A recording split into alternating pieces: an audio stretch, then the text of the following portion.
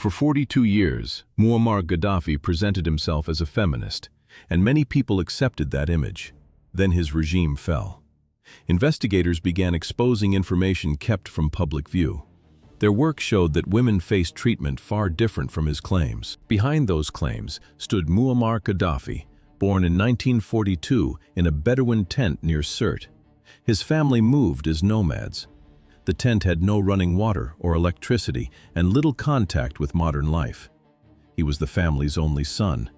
That mattered in Bedouin culture. Relatives treated him as someone set apart, a lesson he carried into public life. In 1963, Gaddafi entered the Libyan military academy in Benghazi. Even as a cadet, he planned to remove the monarchy. He was preparing for power early. On the 1st of September 1969, he led a military coup at 27. King Idris I was abroad for medical treatment. The takeover met almost no bloodshed. By the following morning, the king had lost power. Libya had a new ruler.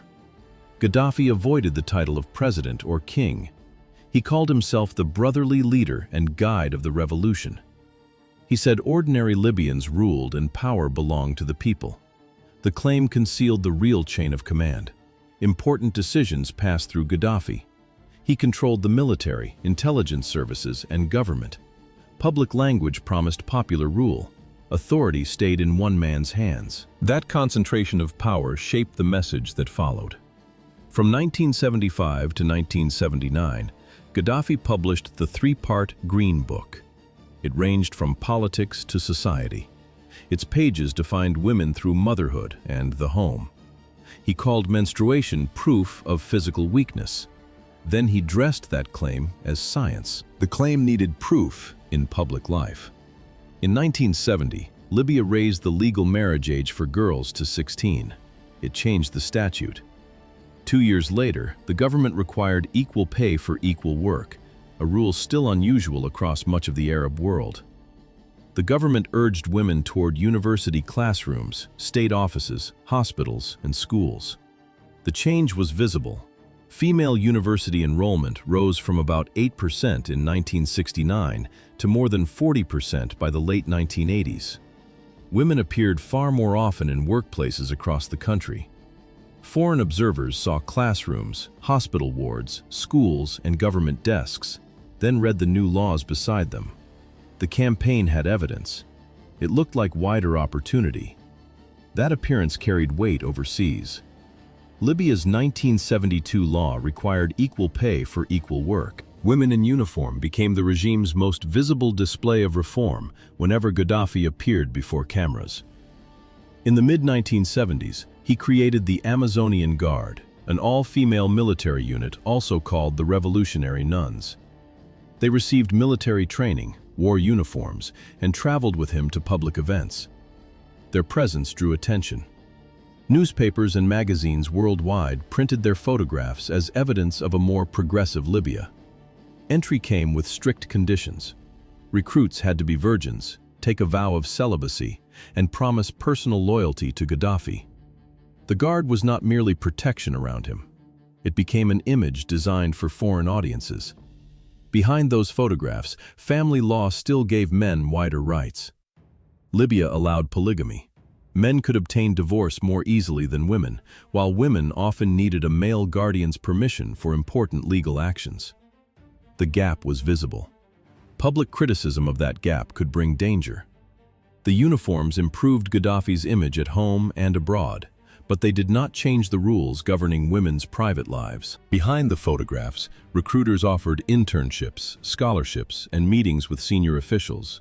The offers sounded official. Girls as young as 14 received them. Recruiters appeared at schools, universities, and public checkpoints. They selected girls they considered attractive. Some families heard that their daughters had entered special state programs. Then the girls arrived at Gaddafi's residences. Fatiha Mansouri collected survivors' testimony for years after 2011. She recorded dozens of accounts. Young women described deception, transport, and closed gates at Bab al-Azizia in Tripoli. Others named desert residences and properties used during Gaddafi's travels. Many survivors said Gaddafi raped them. Some also reported assaults by people around him. Escape was difficult.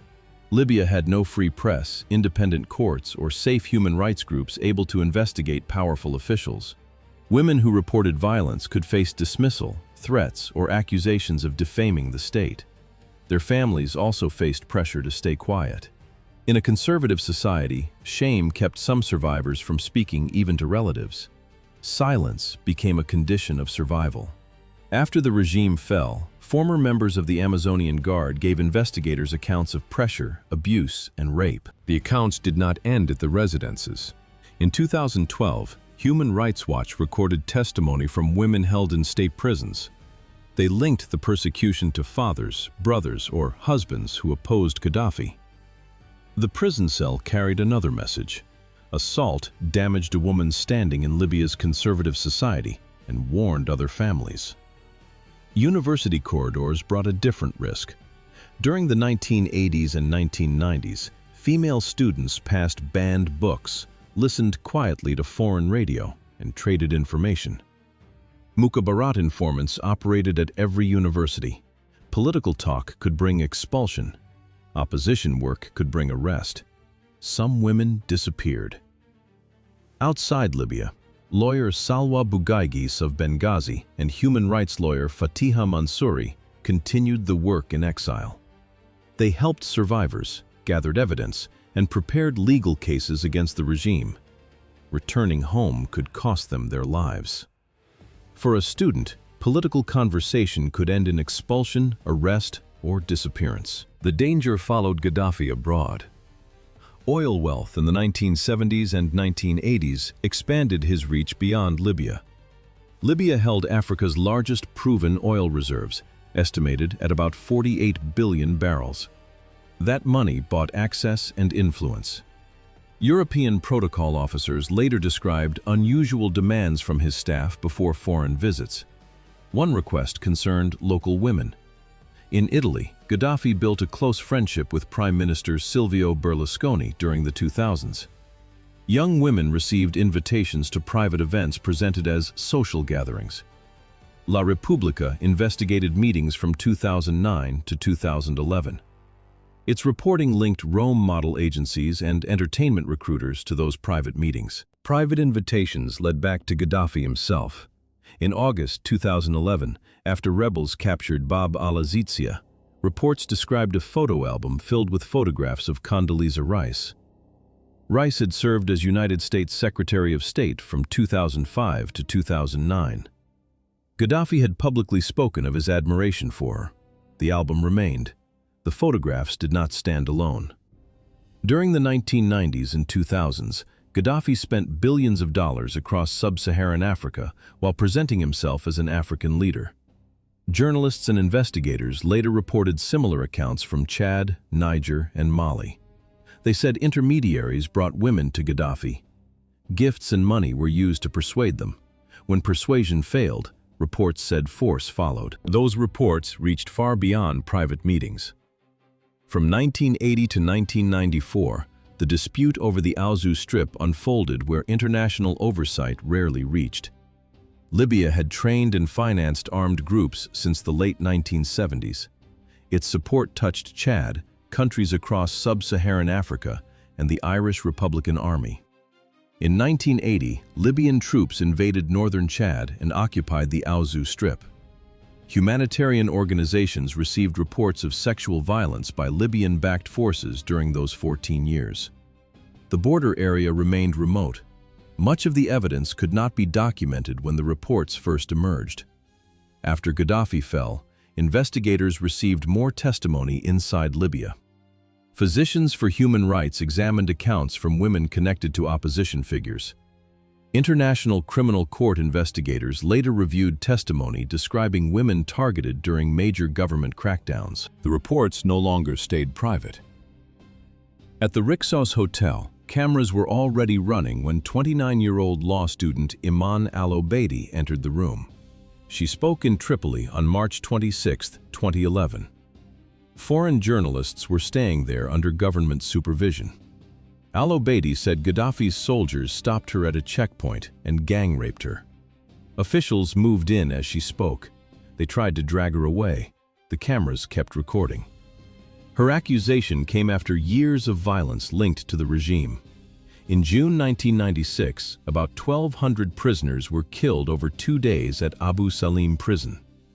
When the uprising began in Benghazi in February 2011, reports of mass rape by government forces appeared within weeks. Saif al-Islam denied those accusations on state television. The Rixos footage spread worldwide. It turned one woman's account into a public record while investigators gathered material on Gaddafi's forces. In June 2011, International Criminal Court prosecutor Luis Moreno Ocampo said investigators had collected evidence suggesting rape was used as a weapon of war. He also said they were examining claims that soldiers received Viagra and other sexual stimulants. Researchers still dispute that specific allegation. The investigation into sexual violence continued. Beyond the public allegations, Gaddafi controlled the household closest to him. Safia Farkash was almost never shown beside him. Gaddafi had married twice. His first marriage, to school teacher Fatiha al-Nouri, began in 1969 and ended in 1970. No official explanation followed. Later that year, he married nurse Safia Farkash. They had 7 children. She remained his wife until his death, while public attention stayed fixed on him. After rebel forces captured Tripoli in August 2011, Safia fled to Algeria on August 29 with Aisha, Hannibal, and Mohammed. Her absence had long supported the family image without placing her at its center. Leaked American diplomatic cables published by WikiLeaks in 2010 mentioned Ukrainian nurse Halina Kolotnitska. The documents identified her as Gaddafi's personal nurse and said he refused to travel without her. Rumors claimed a closer relationship. She never confirmed that. After his death, Kolotnitska returned to Ukraine and spoke little to the media. That controlled family image also included Hana, whom Gaddafi called his adopted youngest daughter. He said an American airstrike on Tripoli, ordered by President Ronald Reagan in April 1986, killed her. For the next 25 years, he used that death to claim personal loss and Western attack. Then, rebels entered Bab al-Azizia in August 2011. A woman came forward before cameras. She said she was Hana, alive and working as a doctor in Tripoli. Her statement put Gaddafi's account of Hana's death in doubt. In August, Hana's claim had already weakened Gaddafi's private legend. By October 20th, rebels were closing in on Gaddafi himself near Sirte. That morning, a United States Predator drone struck his convoy. French warplanes attacked it later. Gaddafi hid inside a drainage pipe as rebel forces surrounded the area. They captured him near his hometown. He died before 1 in the afternoon. His body went to Misrata. Authorities kept it in a refrigerated meat locker for 3 days, while hundreds of people lined up to see it. His rule ended that day. Then survivors, investigators, journalists, and human rights lawyers began bringing forward testimony and materials long kept out of view. In August 1911, rebel fighters entered Bab al-Azizia and found a room many survivors had described. Cameras and surveillance equipment lay throughout the compound. Papers were everywhere. Before investigators secured the site, theft and damage erased part of the record. Former members of the Amazonian Guard gave some of the hardest accounts. They described abuse, coercion, and rape. Amnesty International interviewed more than 80 survivors for its 1911 report, detained and dehumanized. Their testimony pointed beyond isolated perpetrators. For 42 years, Gaddafi's regime used violence against women for control, punishment, and reward. The room, the surveillance equipment, and the scattered records matched that pattern. But the collapse left crucial evidence missing. The International Criminal Court pursued cases against Saif al-Islam Gaddafi and former intelligence chief Abdullah al-Senussi over crimes tied to the 1911 crackdown, including sexual violence. A Libyan court sentenced al-Senussi to death in 2015. International organizations criticized that trial for failing basic standards of fairness. That disputed verdict gave women no protection. In July 2012, women won 33 seats in the General National Congress. They held about 17% of the assembly. Widad Bassekri had helped found the Libyan Women's Platform for Peace in 2011. Its activists demanded a place in rebuilding Libya, but rival governments fought for power. Armed groups controlled different districts. The country had few independent institutions left after Muammar Gaddafi's 42 years in power. Women entered the Congress. Conflict returned in 2014. Armed groups began targeting the activists who had fought for that participation. Salwa Bugaigis cast her vote on June 25, 2014. Hours later, attackers killed her inside her home in Benghazi. She had spent years fighting for the election.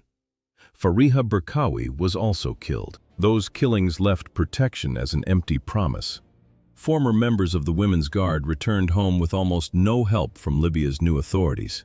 Most said nothing publicly. They tried to rebuild their lives without recognition of what had happened. A small number spoke to international human rights organizations. No one faced prosecution for crimes against them. The International Criminal Court opened its Libya investigation in 2011. It added to rulings from the former Yugoslavia and Rwanda in the 1990s. Those cases confirmed that senior leaders can order rape as a weapon of war. International law can prosecute it as a crime against humanity. Inside Libya, the gap remained. The country has no fully unified government, no trusted national court, and no complete plan to investigate crimes from the Gaddafi era. Women abused in his compounds, detention centers, and the civil war still carry that history. No official record recognizes what was done to them.